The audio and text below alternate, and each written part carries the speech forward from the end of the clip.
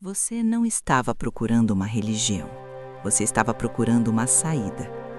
As contas estavam atrasadas, o relacionamento tinha terminado de um jeito que ainda doía quando você acordava de manhã. Você sentia no corpo algo que o médico não conseguia nomear direito. Cansaço demais, ansiedade demais, uma sensação constante de que algo estava errado, mas você não sabia o que. Foi nesse estado que você entrou pela primeira vez naquelas portas. Não foi por fé, foi por desespero. E o sistema estava esperando exatamente por alguém como você. Você se senta no fundo do salão. As cadeiras são de plástico branco, enfileiradas com precisão militar. O ambiente é simples, paredes claras, iluminação forte, sem imagens, sem santos, sem nada que distraia. Só o altar, o microfone e uma fila de obreiros de camisa branca posicionados nas laterais como sentinelas silenciosas. O culto começa com música, alta, pulsante, o tipo de música que você sente no peito antes de processar pelo cérebro. O bispo sobe ao púlpito e faz algo que nenhum médico, nenhum terapeuta e nenhum amigo tinha feito até então. Ele descreve exatamente o que você está sentindo.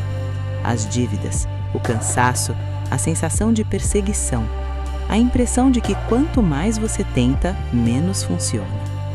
Você não conhece esse homem, ele não te conhece, mas ele está falando sobre a sua vida com uma precisão que te paralisa. Tem alguém aqui hoje que está no limite, ele diz. Deus me mostrou. Você foi escolhido para estar aqui essa noite. E você, que não acreditava em nada disso até 40 minutos atrás, sente alguma coisa se mover dentro de você. Isso não é coincidência. É o primeiro gatilho de um processo milimetricamente calibrado para pessoas exatamente no seu estado emocional. Vulnerabilidade não é um acidente nesse sistema, é o ponto de entrada. Você sai da primeira sessão sem ter feito nada, sem ter assinado nada, sem ter dado nenhum dinheiro. Mas você já voltou na semana seguinte e na semana depois. 3 semanas dentro você já conhece o ritmo. Culto segunda, quarta e sexta. Sessão de libertação no sábado de manhã. Reunião de intercessão no domingo à noite. A grade é densa por design. Não sobra tempo para questionar, porque não sobra tempo para nada. Você começa a aprender a linguagem. Unção é o poder visível de Deus operando através de uma pessoa ou objeto. Amarração é o bloqueio espiritual que explica por que sua vida não funciona. Descarrego é o ritual de remoção dessas forças. Consagração é o ato de separar algo, dinheiro, tempo, objeto, para uso sagrado. Essa linguagem não é ornamental, é funcional. Ela recodifica a realidade. Com ela, sua dívida não é consequência de decisões financeiras, é obra de um espírito de miséria. Seu relacionamento destruído não teve causas humanas, havia uma amarração sobre o casal. Sua doença não é fisiológica, é ataque espiritual. Isso é poderoso, porque retira de você a responsabilidade pelo passado e transfere o agente causador para o invisível. E então, simetricamente, oferece a solução também no invisível, acessível exclusivamente através da igreja.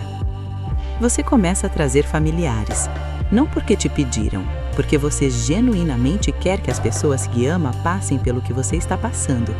Isso é importante. Nos primeiros meses, a devoção é real.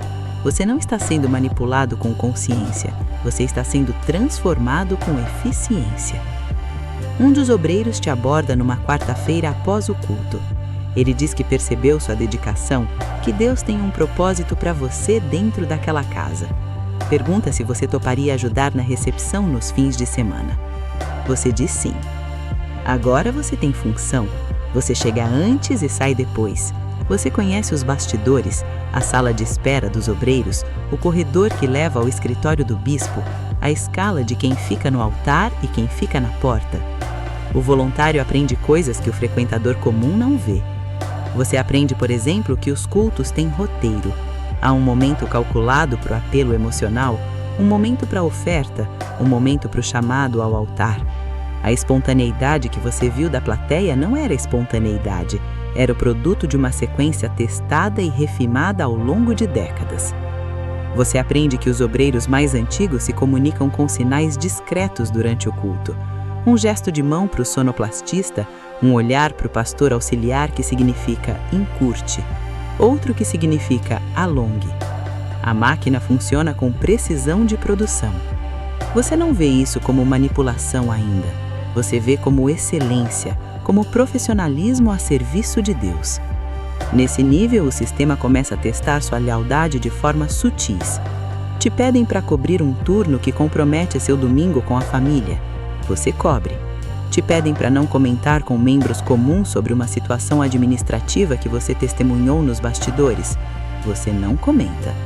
Cada pequena obediência é registrada, não num sistema formal, mas na memória dos líderes que estão te observando. O que você ganha aqui não é dinheiro, é pertencimento, identidade, um lugar onde você importa. Após anos se sentindo invisível nas estruturas do mundo, no trabalho, na família, no sistema, você finalmente tem um cargo, uma função, um grupo que te espera.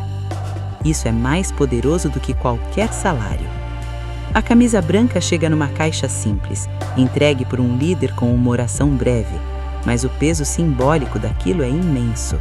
Você não é mais alguém de fora, você é parte do corpo visível da obra. Como obreiro, você opera no altar durante as sessões de libertação.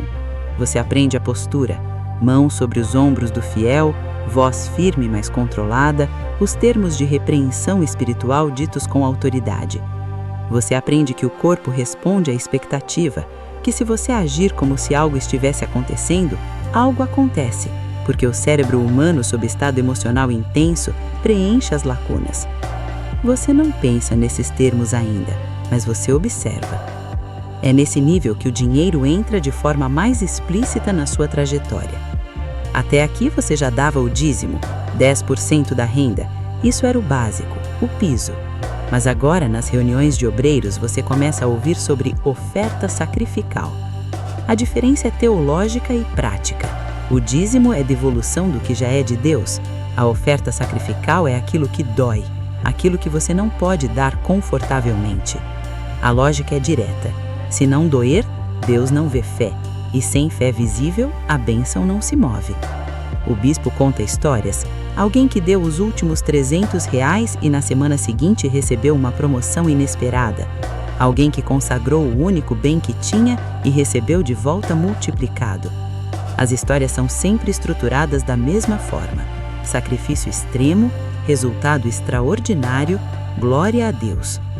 Você começa a calcular o que poderia dar. E aqui está o primeiro ponto de virada real da sua história. Tem um culto especial. Não é qualquer culto, é a fogueira santa, ou a corrente do descarrego, ou a semana da virada. O nome varia, o mecanismo é o mesmo. O bispo convoca para uma oferta de nível diferente, não R$50, não 100. Ele fala em valores que correspondem a 1 mês de salário, 2 meses, a uma reserva de emergência. Ele usa a linguagem de investimento espiritual.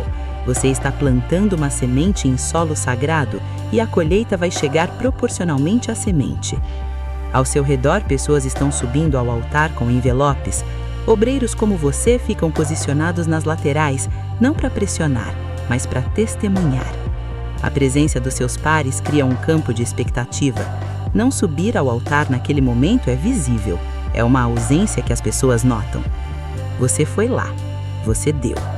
Foi mais do que deveria, comprometeu uma reserva que levou 1 ano para construir.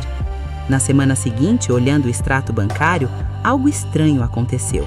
Você não sentiu arrependimento, sentiu leveza, sentiu que havia feito algo corajoso. Isso também é design. A dissonância cognitiva produzida por um sacrifício maior do que pode ser racionalizado é resolvida pelo cérebro aumentando o valor atribuído à causa. Quanto maior o custo, maior o comprometimento psicológico. Você não deu para a igreja, você investiu em algo que agora precisa valer a pena, porque o custo já foi pago. Você agora está mais dentro do que nem nunca. E os líderes percebem. A promoção vem de forma orgânica. Você não se candidatou, você foi chamado. Um pastor auxiliar te procura e diz que o bispo falou no seu nome. que é um grupo de intercessão que precisa de coordenação, que você tem o perfil. Líder de intercessão é o primeiro cargo com responsabilidade sobre pessoas, não apenas sobre funções. Você gerencia um grupo de 20 a 30 membros que se reúne semanalmente para a oração específica, pela liderança, pelas finanças da obra, pela expansão. Você mantém uma lista de pedidos, organiza a escala, produz um relatório de frequência. Aqui você aprende algo que muda a sua percepção do sistema. Você percebe que os relatórios que você produz não são apenas espirituais, são métricas. Frequência de membros, volume de participação, nível de engajamento financeiro do grupo sob sua supervisão. Essas informações sobem para o pastor auxiliar, que as consolida com dados de outros líderes e envia para a coordenação regional. A igreja tem um sistema de gestão de pessoas mais sofisticado do que muitas empresas que você conhece. Você também aprende que líderes são avaliados, não formalmente, com um documento assinado, mas na prática, com transferências e promoções. Um líder cujo grupo cresce e cuja base financeira aumenta, recebe oportunidades.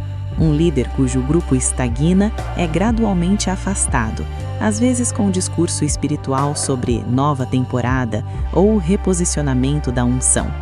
Você começa a gerir seu grupo como um gestor gere uma equipe. Metas de presença, metas de novos membros, conversas estratégicas com quem está se afastando. Você não usa essas palavras. Você diz pastoreio, cuidado, acompanhamento, mas a lógica é a mesma. A ordenação é uma cerimônia. A imposição de mãos, palavras proféticas, um certificado plastificado com seu nome e o título abaixo. Sua família está presente. Sua mãe chora. É o momento mais alto que você já viveu dentro dessa estrutura. E é também o momento em que as obrigações se tornam explícitas pela primeira vez.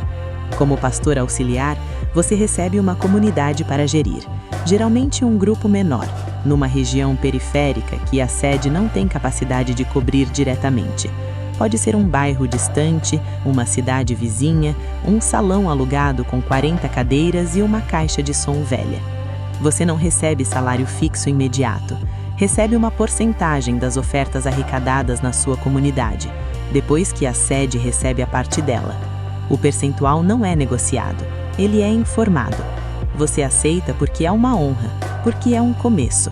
Você trabalha com fervor, visita membros em casa, faz culto na quarta, sexta e domingo, organiza ação social para atrair novos frequentadores.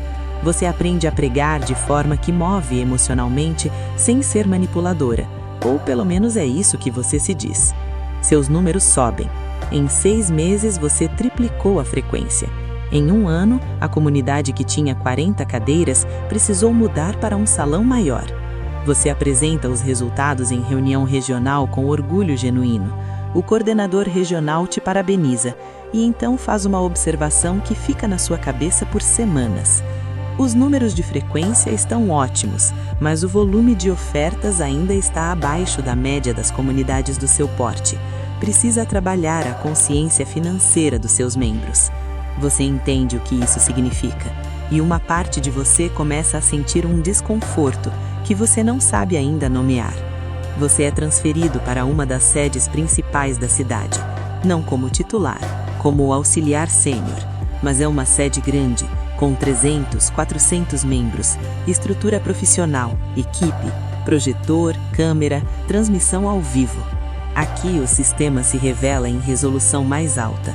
Você vê pela primeira vez os bastidores financeiros de uma operação grande, os relatórios semanais de oferta enviados para a regional, as metas mensais por sede, o ranking de arrecadação que circula entre os pastores da regional, não publicamente, mas nos grupos internos de liderança. Você vê pastores de sedes menores chegando em reuniões regionais com postura de quem foi convocado para prestar conta. Você vê pastores de sedes grandes chegando com desenvoltura de quem tem capital acumulado, não só financeiro, mas político. O sistema é transparente para quem está dentro o suficiente. A arrecadação é o idioma do poder. Não é o único critério, mas é o mais mensurável. E o mais mensurável sempre acaba sendo o mais pesado. É nesse momento que acontece o segundo ponto de virada da sua história. Um membro antigo da sua nova sede te procura numa tarde de terça-feira, fora do horário de culto. Ele é discreto, mas determinado. Diz que tem algo para te mostrar. Mensagens, relatos de outros membros, uma situação envolvendo um líder de departamento que afetou pessoas vulneráveis de formas que não podem ser ignoradas. Ele confia em você porque você tem reputação de integridade. Ele quer saber o que você vai fazer com aquilo. Você leva o caso ao pastor titular da sede. Ele ouve, não interrompe. No final, pergunta se o membro que trouxe as informações tem alguma motivação pessoal, se já passou por algum conflito dentro da casa. Você diz que não sabe. Ele diz que vai verificar com a coordenação regional, que você fez certo ao trazer isso a ele, que a liderança vai cuidar. 2 semanas passam. Nada acontece. Você pergunta.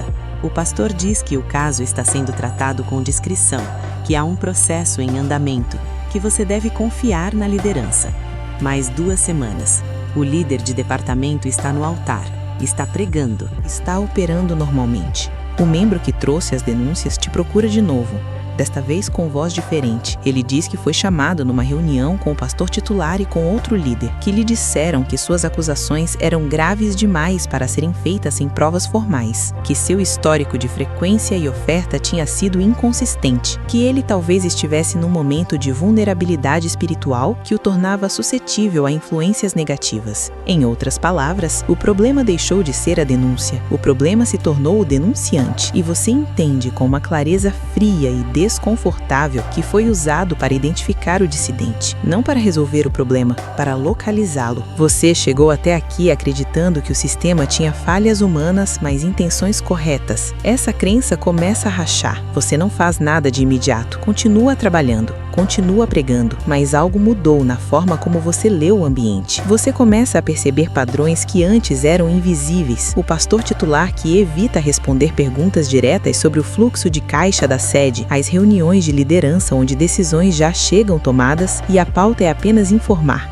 não deliberar. A linguagem que enquadra qualquer questionamento como falta de fé, como espírito de religiosidade, como influência contrária à visão. Você começa a fazer perguntas discretas, não acusações, perguntas sobre como as finanças são auditadas, sobre quem tem acesso aos relatórios completos, sobre o processo que foi seguido no caso que você trouxe. Essas perguntas chegam ao coordenador regional antes que você perceba que chegaram. Numa reunião de pastores, o coordenador faz um discurso sobre lealdade, sobre como o inimigo usa pessoas de dentro para semear dúvida, sobre como liderança que questiona a visão não está pronta para o próximo nível. Ele não cita seu nome, mas 3 pastores te olham durante o discurso. Você entende a mensagem. O isolamento acontece em camadas, não de uma vez. Primeiro você para de ser convidado para as reuniões informais, aquelas que acontecem depois das reuniões formais, no carro do coordenador ou no restaurante da esquina, onde as decisões reais são feitas. Você nota a ausência porque antes você era incluído. Depois, sua escala de pregação na sede é reduzida, sem explicação formal. Simplesmente, quando o calendário mensal chega, seu nome aparece menos. O pastor titular diz que está redistribuindo responsabilidades, que é uma questão de gestão. Depois, membros que eram próximos a você começam a se distanciar de formas sutis, respondem mensagens mais tarde, ficam menos tempo conversando depois do culto. Você não sabe o que foi dito, você só sente o resultado. O sistema não te ataca, ele te reduz, metodicamente, silenciosamente, sem dar a você nenhum incidente formal para contestar. Você está sendo apagado da arquitetura social da casa antes de ser removido da estrutura formal. E a parte mais sofisticada é que se você reclamar, vai parecer paranoia. Se você confrontar, vai confirmar a narrativa de que você tem um espírito de conflito. O sistema criou uma armadilha, onde qualquer reação sua se torna evidência contra você. Chega numa terça-feira. Envelope com o timbre da organização, papel timbrado, fonte institucional, linguagem jurídico-eclesiástica. A carta informa seu desligamento do quadro ministerial por incompatibilidade com os valores e a visão da obra. Agradece pelos anos de serviço. Deseja a você uma nova temporada de bênçãos em outro campo ministerial. Assina o coordenador regional com carimbo. Não há detalhes. Não há processo. Não há direito de resposta. Você leu a carta 3 vezes antes de colocar na mesa. E então veio a parte que você não esperava, a reescrita. Nas semanas seguintes, você descobre, através de membros que ainda mantêm contato, que dentro da casa circula uma versão da sua história. Você foi um líder que mostrou potencial, mas sucumbiu ao orgulho, que quis subir rápido demais, que trouxe um espírito de questionamento que prejudicou a unidade. Em alguns relatos, há detalhes que nunca aconteceram. Episódios fabricados com a textura de verdade, suficientemente vagos para não poderem ser contestados formalmente. Você passa meses tentando entender o que aconteceu. Não os eventos. Os eventos você conhece, mas o mecanismo. Como uma estrutura que você serviu com tudo que tinha pode funcionar dessa forma. Como pessoas que genuinamente acreditam em Deus podem participar de processos como esse. A resposta, quando ela vem, é simples e desoladora. As duas coisas coexistem. A fé pode ser real e o sistema pode ser cruel. O culto pode tocar pessoas de verdade e a estrutura pode funcionar como uma corporação que protege a si mesma acima de tudo. Você entrou procurando uma saída para uma crise, saiu com outra. Hoje, naquele salão com cadeiras de plástico branco, há alguém sentado no fundo. Ela chegou há 3 semanas. Contas atrasadas, relacionamento destruído, saúde abalada. Na primeira sessão, o bispo descreveu exatamente o que ela estava sentindo. Ela não entende como ele sabia. Ela voltou na semana seguinte. E na semana depois, um dos obreiros a abordou após o culto e disse que percebeu sua dedicação. O sistema não precisa de você para continuar. Nunca precisou. Você não era o protagonista da história. Você era um ciclo dentro de uma estrutura que existia antes de você e que vai continuar depois. Cada pessoa que entra vulnerável e sai destruída deixa uma lição não aprendida pelo sistema. Deixa uma lição aprendida pelo sistema sobre como torná-lo mais eficiente na próxima vez. O que sobra no final não é amargura, é uma pergunta. Quantas pessoas estão sentadas naquele fundo de salão agora? Em quantos salões? Em quantas cidades? Em quantas vidas? Achando que finalmente encontraram uma saída. E quantas delas daqui a 10 anos vão entender o que você entendeu hoje? O sistema continua, as portas estão abertas.